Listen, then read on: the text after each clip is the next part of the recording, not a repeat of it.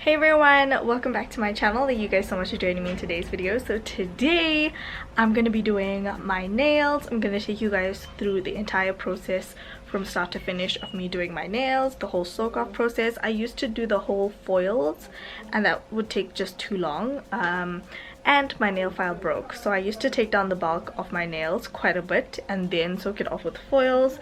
But now because my nail file is broken, I have to use the soak off bolts, which is going to be fun. So let's get started. The time right now is about 20 to 12, so we'll see how long this entire process takes me. And I'm also just going to be chilling, watching YouTube, living my best life, catching up on YouTube videos while I do this process. So I may not be talking through this entire video, but it also might be long, so grab a snack, you guys. Okay, so if you guys don't know what soak off bowls are, it's these bowls that have hot water down below here, and then in here you put your acetone and it heats up the acetone and melts the acrylic. So I just filed off a little bit of my nails. I didn't have energy to file off all the gel, so I just kind of filed off the shiny surface. And now I'm just gonna chill here with both my hands. It's kind of hard for me to film this entire soak off process because both my hands are going to be in the acetone, and I really do not want to damage my camera and stuff like that, because acetone can eat into plastic and probably will eat into the body of my camera. So I won't be filming this entire process, but the next time you see me, I will have natural nails on. Okay, you guys, this is my natural nails, and I'm not fully prepped yet, but I'm pretty much ready for the next acrylic application. So yeah. Okay, this is the part of the video where we switch over to voiceover, and I'm gonna go in with acetone and just wipe down my natural nails. I've already pushed back my cuticles and just used a buffer to just buff away any skin that was still attached to the nail and just create a smooth surface. I'm then going in with this professional acrylic system non-burn primer, I believe it is. I'm actually running really low on this primer, and it has lasted me so many acrylic sets. I cannot even begin to describe to you guys. So I'm going to be priming my nails with this, and you'll notice I have to dip into the bottle after every nail because that's how low I am on it. I definitely need to go back to Dischem and get this. And I find that if you don't prep your nails as best as you can, your acrylic will lift, it won't last as long, and yeah, I find that this step is vital in a long-lasting acrylic set. And I'm going to be doing acrylic on my natural nails today. I just felt like I needed to go a little bit shorter in length, so I'm going to be doing an overlay on my natural nails. You can use tips, you can use forms, whatever your preference is. If you do prefer shorter nails, then doing an overlay on your natural nails is the best way. I'm just going to be taking some of my monomer, just pouring it into my dampen dish, and then the colors I'm going to be using are kind of like a mixture. So the peachy that I'm going to be using for the French fade is Cover Pink from Planet Nails, and it actually has been one of the best Cover Pinks I've found. All of the other Cover Pinks have been too light, too see-through, and this is literally called Cover Pink from Planet Nails, and it works really well. Now this white shade, I had a white acrylic from Planet Nails, and I found that it was just too white. Like, it was very, very white, almost like that Tipexy vibe. So I kind of mixed it with a clear acrylic. So I mixed about, I want to say, 2/3 of the white acrylic with 1/3 of the clear acrylic powder, and I found that it gives me this softer, less harsh acrylic, and it allows me to blend the acrylic in such a way where the French fade looks pretty good, if that makes any sense. So now moving on to the actual acrylic situation. Oh, and the third acrylic powder I will be using is a clear, and I'll talk you guys through that as we go along. So I'm taking a bead of white acrylic and I'm just putting that on the end of my nail, working 3/4 of the way upwards, fading within the last half, if that makes sense, or the second quarter, if that makes sense, as you guys can see in the video. And then I'm just adding acrylic where I need to, kind of making the white as opaque as I can, and I'm using the barrel of my brush to actually just pat down that acrylic and just make it as smooth and as seamless as possible. Now I am using a size 12 Kolinsky brush, I believe, and I got this from Planet Nails. It is such a decent brush, and it's really nice and dense, and it's also really easy to work with. So I definitely really enjoy using this brush. If you're a beginner, you might want to start out with a smaller brush and then work your way upwards. And I would say get the cheaper brushes first before you get these expensive brushes. This one was a little bit pricey, because you will go through a lot of brushes, because when you begin doing acrylic, you damage a lot of brushes because you're still getting into the swing of things. So definitely get the cheaper brushes and then invest once you're comfortable. Okay, so then I'm going to be taking the French, or the Cover Pink rather, and I'm going to be putting that at my cuticle area and blending that over the white. You see how nice that fade becomes? So cute. So this is where I focus on the strength a little bit. So with that French pink, if I feel like, or with that Cover Pink, if I feel like I need to add more, I will. But if I feel like the fade is perfect, I'll go in with a clear acrylic. Because remember, in the filing process, we're still going to take off a little bit of that color. So you want to go in with clear, just build up the structure. As you can see at that corner of that pinky nail, I was lacking a little bit of product. So that's where the clear comes in. I can add strength. I can just fix where I need to if there's product missing in any areas. So yeah, hope that makes sense.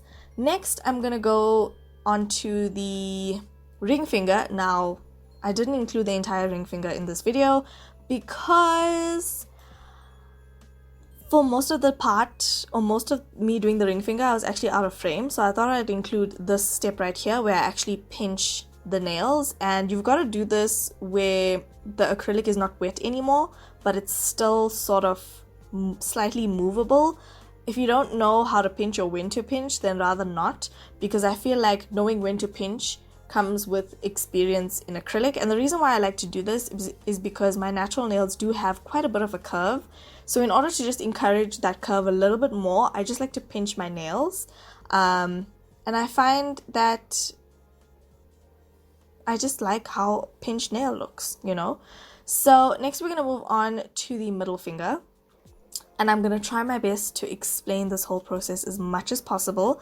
So I'm putting a quite a large white bead at the end of the nail, as you can see, and I'm almost sort of feathering it up towards that cuticle area, but I'm only utilizing like 2/3 of the nail bed, if that makes sense. Sometimes you can go a little bit further up, but I would say 2/3 of the nail bed is your sweet spot. And what I'm going to do is, as you can see, with the barrel of the brush, I'm just patting, pressing, making sure everything looks quite nice on the nail bed. Now, one thing that I do have to note to you guys, especially if you're doing this on natural nails or tips or whatever, you want to make sure you are looking at the nail from different angles, because you want to make sure you're looking at it from below the nail bed, if that makes sense, so you can see how thick the nail is. And you want to sort of turn your nail from side to side to see if you got coverage on the entire nail or the entire tip. So you will see I go in and I move my nail from side to side, kind of check where the coverage is, kind of add product here and there where I feel like I need more coverage, and just sort of go back and forth until I am happy with that nail build or with the white portion. So at this point, I'm going to go and check if the ring finger is ready to pinch, and I think it still needed a little bit more time to set before I began to pinch. So I'm going to go back onto the middle finger and just add a little bit more of that white and just, you know, create some opacity and make sure there is a good blend happening. So I think at this point I'm actually going to go in with the Cover Pink, yes, and I'm going to put the bead at my cuticle area, sort of spread it out, as you guys can see. And once I've spread it out all along the cuticle area, I'm going to pull that product over the white. And that is what's going to give you that beautiful French fade. Now, if you see at this step that your French fade is perfect, you don't need any more French pink or cover pink. I keep calling it so many different names. Cover pink. If I don't need any more cover pink, then I will go in with a clear coat. But at this point, I feel like, I need a little bit more cover pink. I need a little bit more coverage, and I like to add structure towards the back of the nail.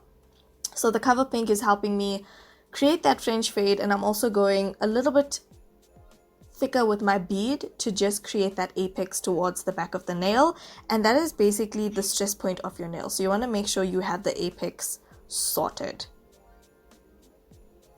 And then I think I realized at the corner of my nail there was just a little bit of product lacking, so I went in, added a few beads. And the thing is, you don't want to over add product onto the nail because ideally you will mess up that French fade design. So I think I was just happy with how it looked at that point, and I went in with clear acrylic and just went over and created almost like a clear coat of clear acrylic over that French fade design, if that makes any sense.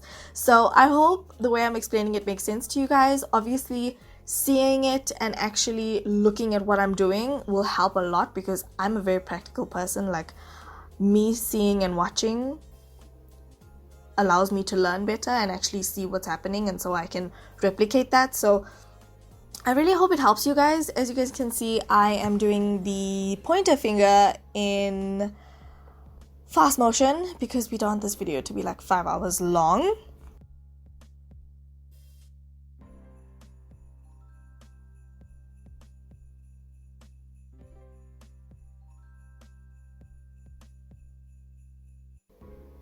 So as you guys will see, I also go in and pinch the nails.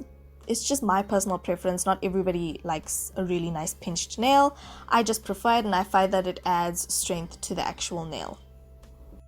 Okay, and then I'm gonna go in and start filing the nail. Now this whole clip is blurred out because obviously, as you guys can see, there's a lot of movement happening. So what I do is, as a rule of thumb, I go in and file the free edge of the nail, the side walls of the nail, as well as the cuticle area, and then I will go through and file the whole entire nail. Now filing is a little bit of a process, and it does take quite a while to kind of get the filing technique right, but once you get it right, it's all good to go. And also, don't rush the filing process. I feel like if you rush the filing process, that's the most crucial step of getting a really nice acrylic nail. So don't rush the process. File your nails properly.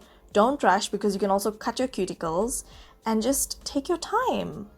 It takes a bit of time. So just file as best as you can, and just take your time, especially near the cuticle area. And then I'm going to go in with the sanding block and just smooth out all of the edges on the nail. Now the nail file can create quite a few ridges in the nail, so you want to go ahead and just smooth that all out. And then I'm going to be going in with this UV glaze top coat from Professional Nail and Beauty Supply. This creates like a really nice glass seal on the nail, and it looks so nice and glossy. Honestly, it is so satisfying to look at. It's amazing. And I'm going to be baking that in a UV lamp. I'm baking it for 90 seconds just so that everything is nicely cured. I'm going to be baking my left hand and my right hand. And that's it for this nail tutorial. I really hope you guys have enjoyed. Comment down below, let me know if you have. I love you guys so much. Don't forget to slay all day every day with and without makeup, and I'll talk to you guys in the next one. Bye.